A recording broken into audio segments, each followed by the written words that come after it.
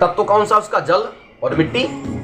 तो जल और संरक्षण ये सारी चीजें उसको मिल रही हैं, इसलिए वो स्ट्रांग होता चला जाएगा। इसलिए जीव को हमेशा, जैसा आपने प्रथम प्रश्न किया, कभी भी किसी से किसी को द्वेष नहीं करना चाहिए, किसी के प्रति कभी भी गिलानी नहीं करनी चाहिए, किसी के प्रति कभी द्वेष नहीं रखना चाहिए, और मनुष्य को अपने कर्मों में भी इतराना नहीं चाहिए, और कभी किसी के कर्मों को देख करके भी जलना या चिढ़ना नहीं चाहिए।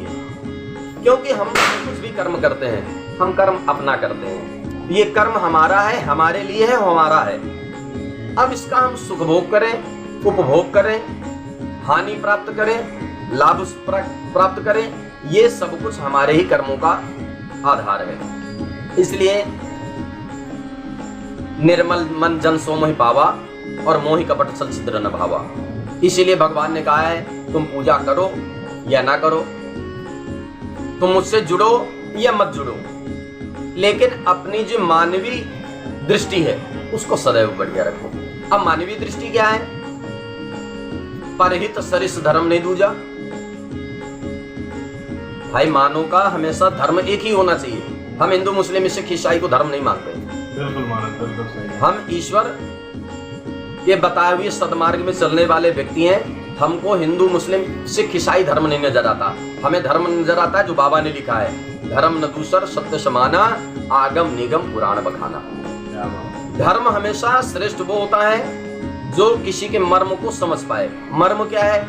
अब आपको जल पीने की आवश्यकता है, मैं आपको जल पिला सकूं तो मेरा धर्म बच जाएगा, मैं धर्म का स्वावलंबी बन जाऊंगा।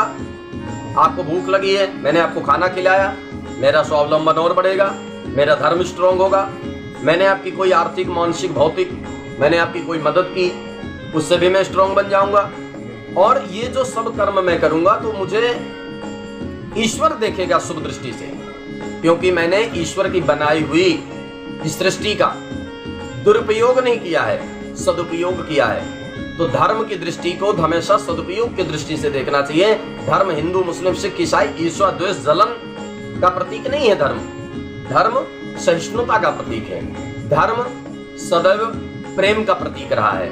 प्रेम का अर्थ होता है कि मेरे पास नहीं है तो तुम ले लो, मेरे पास वाणी नहीं है तो तुम वाणी ले लो, मेरे पास में रोटी नहीं है तुम्हारे पास में तो तुम रोटी ले लो, तुम्हारे पास में दुख है तो मेरे से थोड़ा सुख ले लो, तुम्हारे पास में बहुत सारी ऐसी चीजें हैं जो मेरे पास में नहीं है, जो मेरे पास में नहीं वो तुम्हारे पास में है, तो उनका आपस में कम्बिनेशन कर लेना चाहिए, आदान प्रदान कर देना चाहिए। जब समाज सुखी हो जाएगा तो राष्ट्र सुखी हो जाएगा, और जब राष्ट्र सुखी हो जाता है तो धर्म ऑटोमेटिक सुखी हो जाते हैं, क्योंकि राष्ट्र प्रतीक है, धर्म प्रतीक नहीं है। ईश्वर ने तो समस्त जगत को बना दिया है, 33 कोटि देवता बना दिए हैं। अब 33 कोटि देवताओं का भी हमारे सनातन धर्म में एक बहुत अद्भुत प्रसंग आप लोगों ने खुद सुना होगा। एको ब्रह्म द्वितीयो नास्ति, शास्त्र ये भी कहते हैं कि एको ब्रह्म द्वितीयो नास्ति, यानी कि एक ही ब्रह्म है, दूसरा कोई है नहीं है। अब आ जाइए, आपकी एकाग्र शक्ति कहाँ है? एकाग्र चित्तता आपकी किस में बनी हुई है? आपका आधार कहाँ बना हुआ है? तो यहाँ एक ही शब्द मिलता है कि हमेशा हमको ईश्वर के प्रति सदैव सुंदर भाव रखना चाहिए। जनमानस का यदि हमने दिल जीत लिया है तो ईश्वर को प्रसन्न करना बहुत बड़ी बात नहीं है। मनुष्य, जीव, चराचर ये सब यदि सुखी हैं तो हम मान सकते हैं कि ईश्वर हम पर शुभ कृपा जरूर रखे होगा। पर कई लोगों की विकृतियां होती हैं, जैसे आपने प्रश्न, आपका जो भी प्रश्न है सब प्रथम प्रश्न से ही संबंधित है, जैसे ईर्ष्या जलन, ये सब उसी में आ जाता है।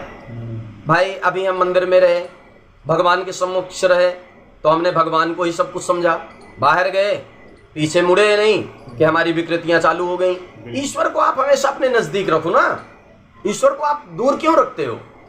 ईश्वर को आप एक विशेष जगह में क्यों छोड़ते हो? आप ईश्वर जब तक आपका आपके पास में नहीं है, जब तक ईश्वर आपका आपके साथ रहता नहीं है, तो आप ये समझ लो कि वो ईश्वर वो फिर कहीं नहीं है, क्योंकि ईश्वर हमेशा, ईश्वर अंश जीव अविनाशी, ईश्वर से अंश और अंश से ईश्वर ये कभी मुक्त हो ही नहीं पाते हैं। इनकी एक अवस्था होती है, वो कब होती है? जन्म विवाह मरण गति सोई, जो जहाँ लिखा था तस होई। तो वो इस तब भी नहीं नष्ट होती है। फिर वो प्रभु चरणों में, वहां भी क्या है, वो अंश ही तो था, तो अंश जा करके अंशी से मिला, तो वहां भी अंश और अंशी ये दोनों प्रतीक हैं। इसलिए हमें भगवान के प्रति हमेशा सुंदर भावना रखना चाहिए, सुंदर दृष्टि रखना चाहिए। और ईश्वर कहीं ऐसा नहीं है कि ईश्वर कोई एक विशेष जगह में होता है। ईश्वर आपको हमेशा देख रहे हैं, आप ईश्वर को देखो या ना देखो। इसमें एक छोटा सा, इसमें एक बहुत सुंदर एक कहानी आती है। एक गुरुदेव के पास में 2 शिष्य जाते हैं, कहानी वहीं पहुंच गई। तो उन्होंने कहा, गुरुदेव हम आपके शिष्य बनना चाहते हैं। तो बोले, बेटा ऐसा है, तुमको अभी कुछ परीक्षाओं से गुजरना पड़ेगा, योग्यता तुम्हें अपनी साबित करनी पड़ेगी, तभी हम तुमको गुरु दीक्षा दे पाएंगे, तभी तुमको हम गुरु शिष्य, अपना शिष्य बना सकते हैं। अब वो गुरुदेव से कहने लगे, निवेदन करने लगे, गुरुदेव हमें क्या करना चाहिए? बेटा ऐसा है, तुम लोगों को थोड़ा सा परीक्षा से निकलना होगा, अपना एग्जाम देना होगा। एग्जाम तुम्हारे लिए ये है कि तुम्हें जंगल जाना होगा, और जंगल खाली नहीं जाना होगा, खाली हाथ नहीं जाना होगा। तुम्हें मार्केट से 2 मुर्गे खरीद करके लाना है, और 2 मुर्गों को एक एक करके लेके जाना है। एक मुर्गा तुम ले लो और एक मुर्गा दूसरा शिष्य ले लेगा, और आप लोग जाइए और जा करके ऐसी जगह में इनका वध करके आइए जहां आपको कोई देख ना रहा हो। वो दोनों शिष्य बेचारे चल लेते हैं, बियाबान एक जंगल में पहुंचते हैं। जंगल में पहुंच करके एक जो शिष्य होता है वो दाएं बाएं आगे पीछे ऊपर नीचे सब कुछ देखता है, और सब कुछ उसको दिखाई देता है कि उसको शायद ही कोई देख रहा है, उसको कोई नहीं दिखाई दे रहा है। उसने सोचा, गुरुदेव का कथन था कि तुम्हें कोई देख ना रहा हो, तो मुझे तो यहाँ कोई दिखाई नहीं दे रहा है, क्योंकि कोई दूसरा जीव तो यहाँ ही नहीं है जो मुझे देख रहा हो, मेरी इस क्रियाकल्प को देख रहा हो। इसलिए अच्छा है कि मैं इसका वध करके तुरंत और यहाँ से गुरुदेव के चरणों में पहुंच जाता हूँ और उनसे गुरु दीक्षा किया आवेदन निवेदन कर देता हूँ। वो आकर के गुरुदेव के चरणों के सामने आ जाता है, निवेदन करता है, आग्रह करने लगता है, गुरुदेव मैं तो वध कराया मुर्गे का, गुरुदेव मुझे तो किसी ने नहीं देखा, अब गुरुदेव मैं आपकी शरण में आया हूँ और आप मुझे गुरु दीक्षा देते तो बहुत अच्छा रहता। गुरुदेव कहते हैं, बेटा ऐसा है, थोड़ा देर रुको, अभी दूसरा शिष्य भी आएगा, इसके बाद फिर दोनों को गुरु दीक्षा दी जाएगी। अब वो जो दूसरा वाला शिष्य था वो बेचारा गहन जंगल में, बियाबान जंगल में बैठा हुआ, और दाएं बाएं ऊपर नीचे आगे पीछे सब कुछ देख रहा है। उसको वैसे तो कुछ नहीं दिखाई दे रहा है, लेकिन उसने उसी मुर्गे को अपनी गोद में बैठाल रखा है, वध करने के लिए जिसको ले गया है। और सबसे बड़ी बात यह है कि उसको आगे पीछे ऊपर नीचे दाएं बाएं तो कुछ नहीं दिखाई दे रहा है, अभी तो वो जो मुर्गा है ना, वो उसको टकटकी लगा के देख रहा है, टुकुर टुकुर टुकुर टुकुर टुकुर टुकुर, यानी कि उसकी जो नजर है वो और कहीं नहीं है। उसकी नजर, उसकी दृष्टि, पूरी पूरी दृष्टि उसकी उसी व्यक्ति पर है। क्यों? उसको वध का डर, उसको जान जाने का डर।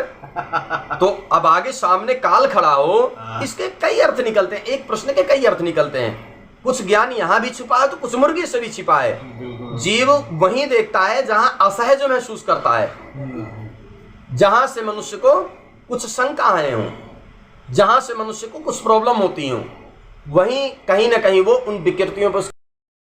अब वो बेचारा जो शिष्य था वो विस्मय में पड़ा हुआ, सोच में पड़ा हुआ था, गुरु वचनों को स्मरण कर रहा था। गुरु ने वचन दिया था कि बेटा तुम्हें कोई न देख रहा हो, जब तुम इसका वध करना तो तुम्हें न कोई देख रहा हो। तुम्हें न देखने का मतलब है कि तुम्हें कोई न देख रहा हो।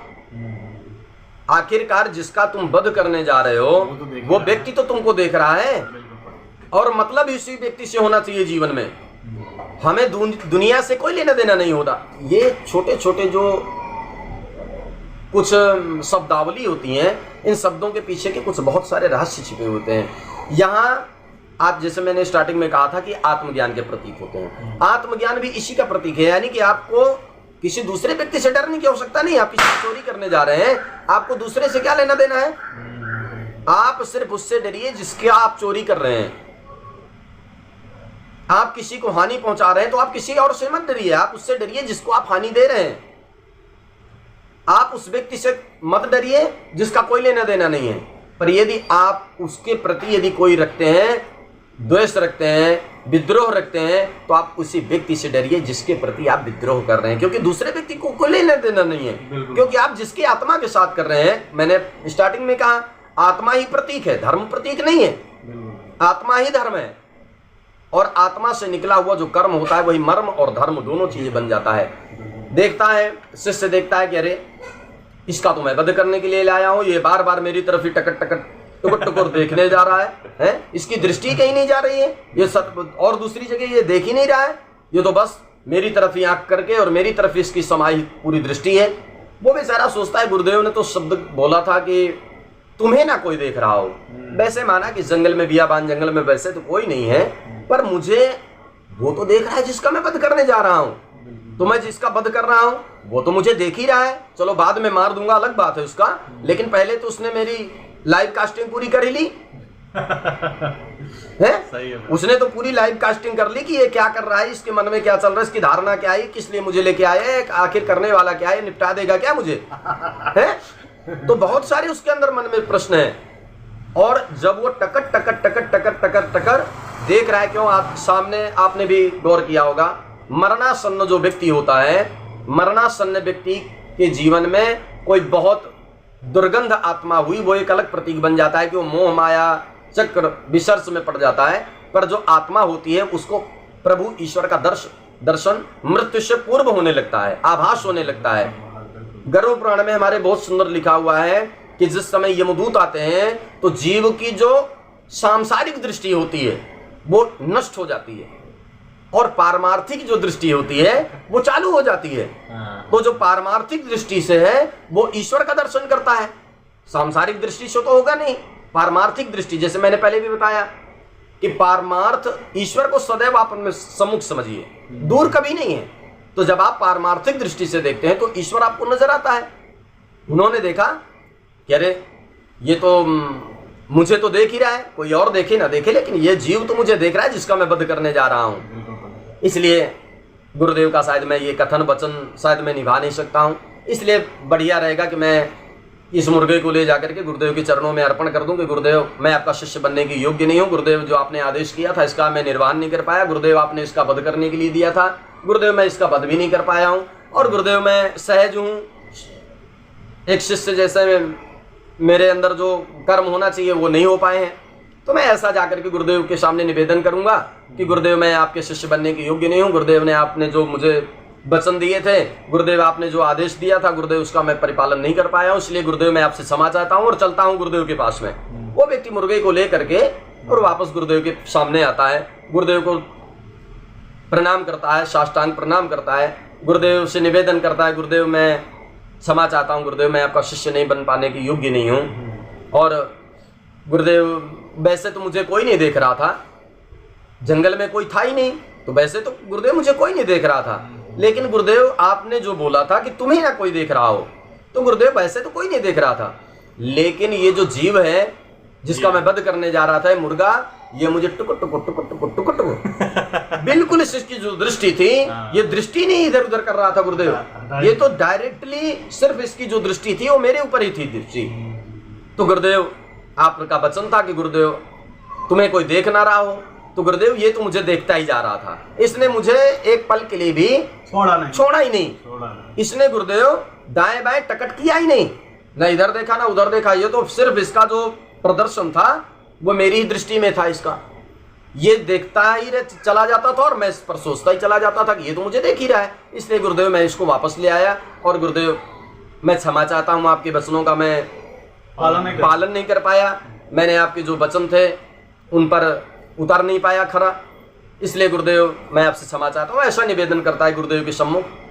अब गुरुदेव उस व्यक्ति पर बहुत प्रसन्न होते हैं, उस शिष्य पर बहुत प्रसन्न होते हैं। प्रसन्नता का अर्थ यह है कि गुरुदेव का जो मर्म था शब्द का वो उनको मिल गया, यानी कि उन्होंने कहा था कि तुम्हें ना कोई देख रहा हो, यानी कि जीव का लेना देना किसी और से नहीं होते। लोग क्या करते हैं आज की डेट में, लोग दूसरों से दिखावे करने के लिए, लोग दूसरों को दिखाने के लिए, लोग दूसरों से बचने के लिए, लोग सोचते हैं कि हम इनकी दृष्टि से बच जाएं, दूसरों की दृष्टि से बच जाएं। हमें दूसरे की दृष्टि से बचने की आवश्यकता नहीं है, हमें सिर्फ उस व्यक्ति से बचने की आवश्यकता है जिसके साथ हम कर रहे हैं, हम जिसके साथ गलत कर रहे हैं, जिसके प्रति गलत बोल रहे हैं, जिसके प्रति गलत भावना रखे हैं, जिसका गलत निरर्थक ले रहे हैं, जिसको कहने का मतलब ये हो गया कि हमको से और आने वाले समय में दुख भी हमको वही देगा। जैसे मैंने प्रारंभ में कहा है कि आज का खाया हुआ थप्पड़ वो ब्याज सहित अगले जन्म में हमको मिलेगा, इसमें कोई शक नहीं है। आज हमको कोई थप्पड़ मार दे तो हमको ये नहीं सोचना चाहिए कि इसने हमको थप्पड़ मार दिया है। हमको ये सोचना चाहिए कि हमारा लगता है पिछला वाला जो थप्पड़ हमने मारा था वो लगता है थप्पड़ हमको रिटर्न गिफ्ट मिल रहा है, बिल्कुल महाराज। ये रिटर्न वापस आ रहा है। आज हमको कोई गाली दे रहा है तो हमको ये समझना चाहिए कि ये जो गाली है ना, ये आज का इन्फेक्शन नहीं है, ये बहुत पुराना इन्फेक्शन है। और तब तो हमको गाली का कोई अर्थ नहीं था, लेकिन आज की डेट में हमको गाली भी मिली है। आज इतनी तरह से दुर्भिक्ष घट रहे हैं। आज इस दुर्भिक्ष का क्या है? जो हमने आज से 20 साल पहले बोया है, जो 20 साल 25 साल पहले का जो कर्म हमने बोया, आज उसी को समाज भुगत रहा है। और आने वाले जो नेक्स्ट 20 साल होंगे वो भी हमारे लिए बहुत इंपॉर्टेंट होंगे, क्योंकि उस टाइम पे आज हम जो कुछ भी देख रहे हैं ना, इससे कहीं अत्यधिक हमको देखने और सुनने को मिलेगा। आज दुनिया में जो कुछ भी हो रहा है इससे 4 गुना हो जाएगा, क्योंकि हम जब तक अपने कर्म को नहीं सुधारेंगे, जब तक हम अपने मर्म को नहीं सुधारेंगे, जब तक हम अपने मानव विकृति को स्ट्रॉन्ग नहीं बनाएंगे, जब तक हम मानव बनकर के नहीं रहेंगे। मैंने क्या कहा? धर्म, पूजा पाठ, ये हर व्यक्ति का अपना पर्सनल मैटर होता है। पर्सनल रूप से व्यक्ति ईश्वर से जुड़ा हुआ है। हर व्यक्ति का, किसी का गॉड है, किसी का ईश्वर है, किसी का भगवान है, यानी कि हर व्यक्ति अपने एक आदर्श के साथ जुड़ा हुआ है। लेकिन जो उसका जुड़ाव होना चाहिए, वास्तविक जो उसका जुड़ाव होना चाहिए, वो ईश्वर के प्रति हो गया है। तो ईश्वर जो विकृति होती है, इससे हमको बचना चाहिए। आपका प्रश्न एक ही था कि आदमी आज के डेट में अपना कार्य ना करके लोग दूसरों की तरफ अपना दिमाग क्यों लगाते हैं? तो ये श्रेष्ठता नहीं है इसकी। मनुष्य को अपने ही अंतरात्मा में रह करके अपने ही विचारों को झांकना चाहिए। मनुष्य को अपना ही वृत्तांत, अपना ही कर्म करते रहना चाहिए। हम सुखी हैं तो सामने वाला भी सुखी हो जाता है, हम दुखी हैं तो सामने वाला भी दुखी हो जाता है। हमारी वाणी अच्छी होगी तो सामने वाला भी अच्छा बोलेगा, हमारा व्यवहार अच्छा रहेगा तो सामने वाला भी बिहेवियर अच्छा करेगा वो। तो इसलिए हमेशा लास्ट में यही कहूँगा कि जो व्यक्ति जैसे कर्म करता है वैसा ही वो भोग भोगता है। जैसे ही हम दूसरे के प्रति भावना रखेंगे, जरूरी है कि अगले इस जन्म में हो सकता है ना मिले, क्योंकि मैंने अब क्या कहा, पुनरपि जननम और पुनरपि मरणम, ये तो हम लोगों की एक क्लासेस है जो चलती रहती हैं। 1 क्लास में थे, एग्जाम में पास हो गए तो 2 क्लास, नए एग्जाम में पास हुए तो फिर से दोबारा 1 क्लास। और एग्जाम में वैसे ही हम बढ़ते जाएंगे तो हमको आगे आगे स्टडी बढ़िया करते चले जाएंगे तो आगे हमको क्लासेस चेंज होती रहेंगी। प्रतियोगिता हमारी जैसी रहेगी, मार्क्स उसी तरह के आएंगे, मार्क्स जैसे आएंगे पदोन्नति भी वैसी होगी, पदोन्नति जैसी होगी हमको वैसे स्टैंड मिलेगा, स्टैंड जैसे मिलेगा वैसे हम अपने आप को स्थापित कर पाएंगे। तो जो कुछ भी है, आदमी को कभी किसी से द्वेष नहीं रखना चाहिए, किसी के प्रति जलन नहीं रखना चाहिए, किसी के प्रति कुरीति नहीं रखना चाहिए। और जहां तक हो सके, और सबसे बड़ी बात यह है कि जो दूसरों को सुख देता है वो जरूर जीवन में हमेशा सुखी रहता है। नहीं सुखी रहेगा, पदार्थों से नहीं रहेगा, अंतरात्मा से रहेगा, वो अंतरात्मा से रहेगा है। लेकिन हमने यदि किसी को दुखी ही कर दिया तो लाख हमारे पास में बहुत सारी वस्तुएं, बहुत सारे उपकरण, बहुत सी चीजें हमको मिल भी जाएं, लेकिन हमारी जो आत्मा है ना वो हमको खिचोड़ती रहेगी। इसलिए आत्मा के स्ट्रांगली कर्म करना चाहिए। आत्मा की रक्षा जिस तरह भी हो सके, व्यवहार के द्वारा, मर्म के द्वारा, कर्म के द्वारा, व्यवहार के द्वारा, लेन देन के द्वारा, जिस तरह भी हो सके हमें आत्मा का ही कर्म करना चाहिए। और जहाँ तक है, जो सुंदर, नेक और श्रेष्ठ आत्माएं होती हैं वो ना कभी किसी से जलती हैं, ना कभी किसी से द्वेष करती हैं। वो तो ईश्वर के विग्रह में ही जीती हैं और ईश्वर को विग्रह को ही समझती हैं और उसी को मानती हैं। धन्यवाद। बहुत बहुत धन्यवाद पंडित जी, आपने हम पर जो कृपा की है, जो सत्संग वर्षा की है, उसके लिए बहुत बहुत धन्यवाद। जितने भी हमारे व्यूवर्स हैं, नहीं आप हमेशा, मैं तो आपसे अच्छा लगा मुझे भी आपके जो भाव हैं। क्यों, आप 2-3 दिन पहले भी आए थे इन्हीं प्रश्नों को लेकर के, तो मुझे बहुत अच्छा लगा। क्योंकि सत्संग, देखिए सत्संग हमेशा सत्य का संग लेकर के ही सत्संग होता है। सत्संग का मतलब मार्केट वैल्यू बढ़ाना नहीं है। बिल्कुल। सत्संग का मतलब होता है सत्य के के संग से जोड़ करके रखना, और जो सत्य रूपी संग से जुड़ा रहता है वही परमार्थ के मार्ग में चलते हुए परमार्थ की मंजिल को प्राप्त कर लेता है। इसलिए हमेशा हमको जीवन में ही सत्संग करते रहना चाहिए। कभी दूसरों से सत्संग करो, कभी खुद से सत्संग करो। है, खुद से सत्संग करेंगे तो आत्मज्ञान बनेगा, और दूसरों के प्रति यदि सत्संग कर लेंगे तो सत्संग कहलाएगा, मार्मिक कहलाएगा। इसलिए हमेशा इसको जीवंत रखना चाहिए, इसका धारा प्रवाह करते रहना चाहिए, और श्रेष्ठ जो कर्म होते हैं वो मनुष्य को श्रेष्ठता की ओर ले जाते हैं। इसमें भी कोई शंका नहीं है। बिल्कुल, बहुत बहुत धन्यवाद पंडित। जय श्री राम, जय माता। जय माता।